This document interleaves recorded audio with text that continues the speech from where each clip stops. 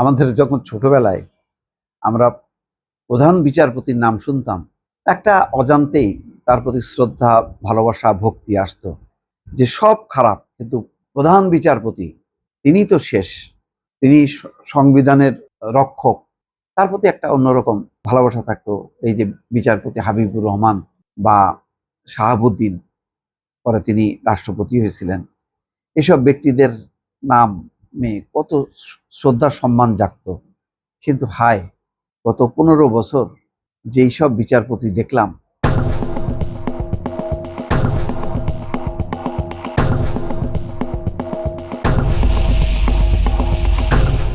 এখন সুরেন্দ্র কুমার সিনহা, এসকে সিনহা, তাকে যেভাবে বিদায় করলো, তিনি কেন রিভোল্ট করলেন, কেন শক্ত অবস্থান নিলেন, সেটা নিয়ে প্রশ্ন আছে।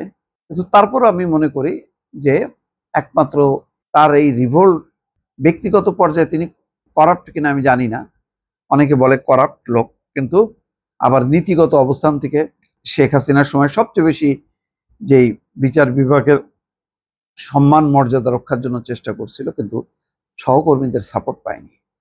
এরপর কেউ কেউ আছেন, এই শেষ দুইজন, সৈয়দ রেফাত আহমেদ এবং বর্তমান প্রধান বিচারপতি, ওনারা ভালো এবং তাদের একটা সুনাম আছে বলেই জানি, বর্তমান প্রধান বিচারপতি জুবাইর রহমান চৌধুরী।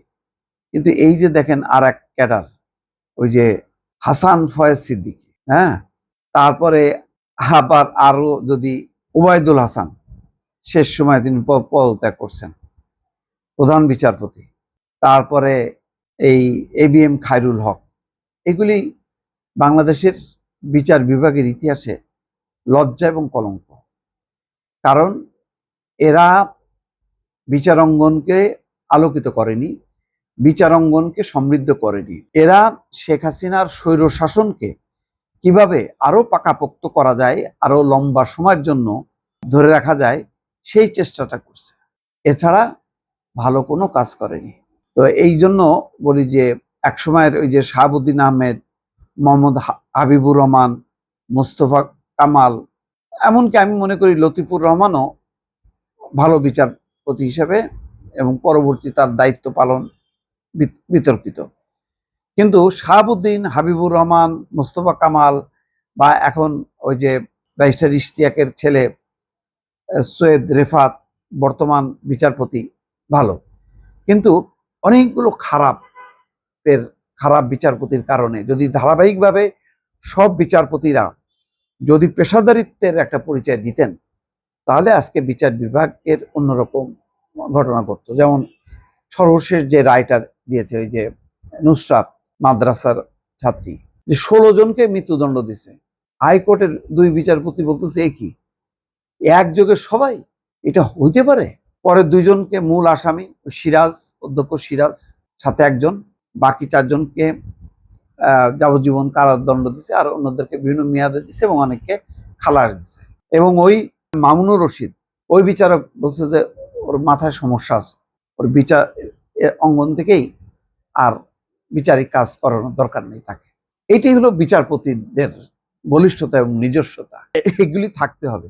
আর একটা দেন না, ইন্ডিয়ায় পালাইতে যে কি নাম যেন, আওয়ামী লীগের এক ক্যাডার, আমাদের ওই যে চ্যানেল আই উপস্থাপিকার সাথে কি পরিমাণ বেয়াদবি করলো, এগুলি কোনো বিচারপতি?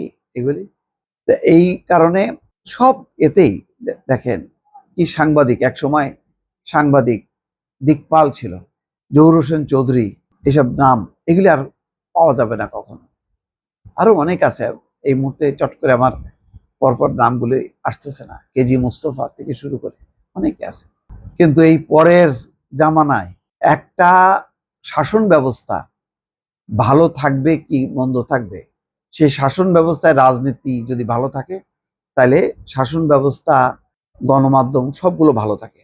আবার অনেক সময় যেমন এরশাদের আমলে বিচার বিভাগ, গণমাধ্যম সবাই মিলে তারা একটা শক্ত অবস্থান নিয়ে তারা স্বৈর শাসনের কবলে পড়েনি, স্বৈর শাসনকে প্রতিরোধের মুখে ফেলছে। কিন্তু শেখ হাসিনার সময় সব এক হয়ে গেছে, শিল্পী, সাহিত্যিক, কলা কৌশলী, মানে ক্রিকেট খেলে সেও যে টপ করে যে লাভ দিয়ে গণভবনে যে আওয়ামী লীগে যে জয়েন করে MP হয়, এমন একটা পরিস্থিতি, ভয়াল পরিস্থিতি। এই পরিস্থিতি থেকে এখন বের হয়ে আসার একটা সুযোগ তৈরি হয়েছে। জানি না, এখন চূড়ান্ত সিদ্ধান্ত বলবো না যে না এই আমানিশার বা অন্ধকার যুগের সমাপ্তি হয়েছে, আবার নতুন অন্ধকার যুগ শুরু হয় কিনা জানি না। তবে যদি এখনো বিচার বিভাগ, সাংবাদিকরা, সব পেশার যারা, তারা যদি ঠিক না হয় তাহলে কপালে দুঃখ আছে।